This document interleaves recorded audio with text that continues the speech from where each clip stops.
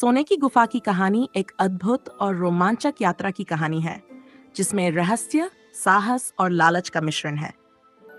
यह कहानी हमें यह सिखाती है कि सच्चा धन केवल बाहरी चमक धमक में नहीं, बल्कि आंतरिक संतोष और दया में निहित होता है। आइए इस कहानी को विस्तार से जानें। प्रारंभ, गांव की किंवदंती। पुराने समय की बात है। हिमालय की तराई में बसा एक छोटा सा गांव था, जिसका नाम था स्वर्णपुर। यह गांव अपनी प्राकृतिक सुंदरता और शांतिपूर्ण वातावरण के लिए जाना जाता था। लेकिन इस गांव के लोगों के बीच एक प्राचीन किंवदंती की चर्चा थी। एक गुफा जो सोने से भरी हुई थी। कहते थे कि यह गुफा हिमालय के गहरे जंगलों में कहीं छिपी हुई है। किंवदंती के अनुसार जिसने भी उस गुफा को पाया, वह अपार धन का मालिक बन गया। लेकिन गुफा तक पहुंचना आसान नहीं था। गांव के बुजुर्गों का मानना था कि गुफा की रखवाली देवताओं द्वारा की जाती है और केवल वही व्यक्ति गुफा तक पहुंच सकता है जो लालच और स्वार्थ से मुक्त हो। वर्षों से कई लोग उस गुफा को खोजने निकले, लेकिन कोई भी वापस नहीं आया।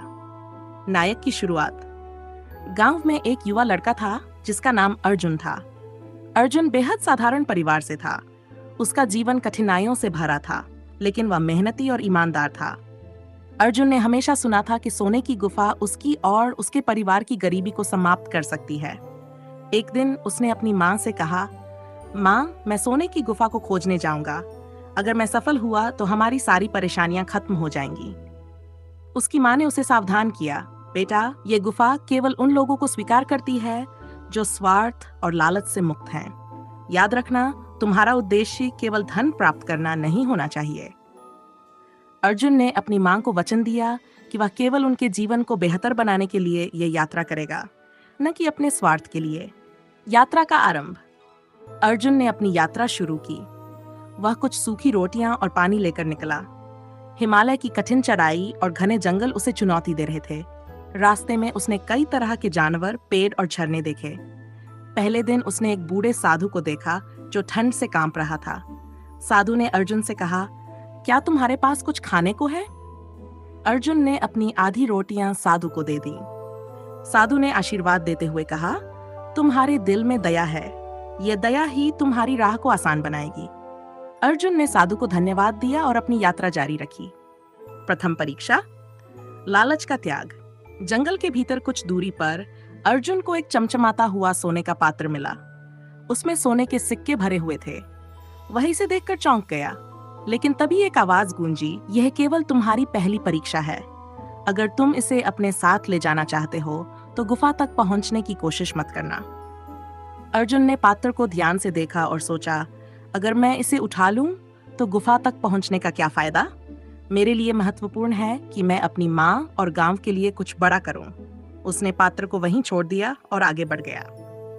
दूसरी परीक्षा, भय का सामना। अगले दिन अर्जुन ने एक गहरी खाई देखी। खाई के पार जाने का केवल एक रास्ता था, एक संकरी लकड़ी की पुलिया। पुलिया टूटने के कगार पर थी।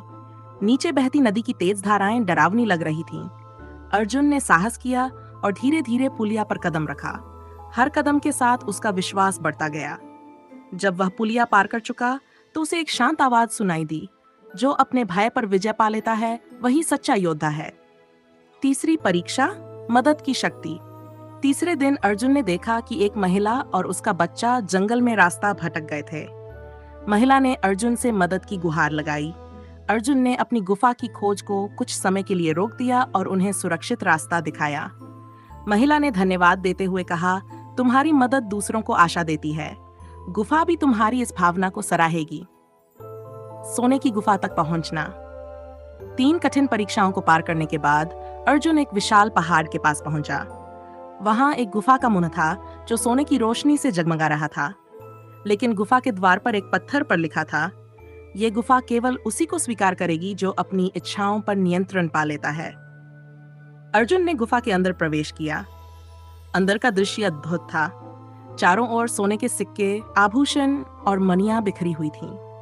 लेकिन अर्जुन ने केवल एक सोने का छोटा सा टुकड़ा उठाया और मन ही मन कहा, मुझे अपनी जरूरत से ज्यादा नहीं चाहिए।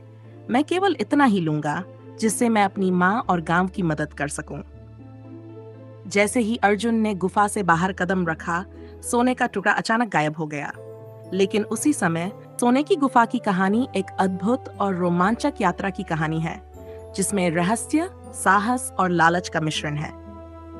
यह कहानी हमें यह सिखाती है कि सच्चा धन केवल बाहरी चमक धमक में नहीं, बल्कि आंतरिक संतोष और दया में निहित होता है।